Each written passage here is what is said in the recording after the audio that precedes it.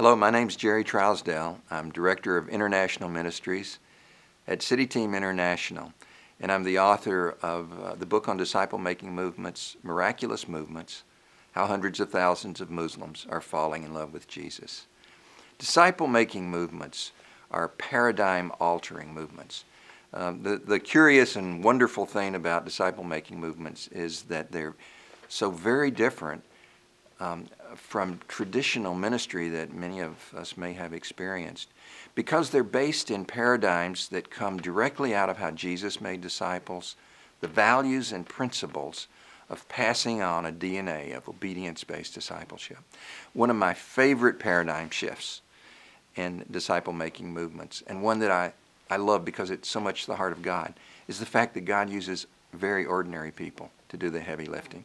I'm the keeper of research at City Team International, and so it's been my privilege to get to observe the trends that are happening. The reality is there's always going to be a need for hundreds of leaders in movements across a continent. You know, professional people, trained people, seminary trained people that can coach and mentor and train people. They're always valuable.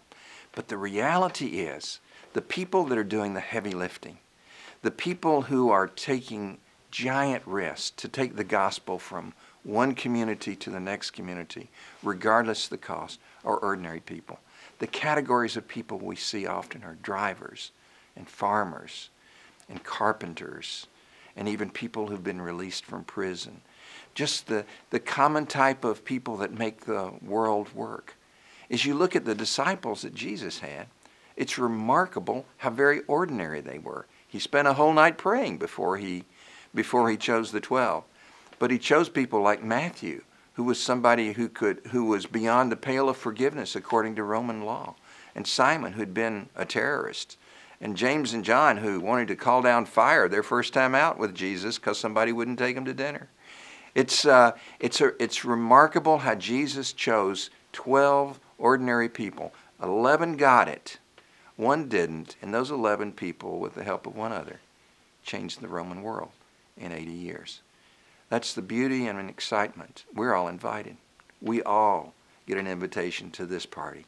We all get invited into the throne room of God to experience His provision and His blessing, and that seems to be what the Apostle Paul again and again says, especially in 2 Corinthians.